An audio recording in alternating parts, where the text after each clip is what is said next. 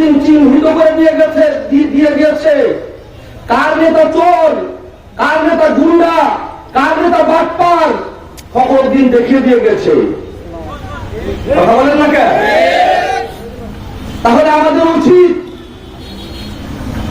কেন দুনিয়ায় যদি আমার নেতা চোর চিহ্নিত হয়, কোন চোরের সন্তান চাষকালে গল্প করতে পারে না।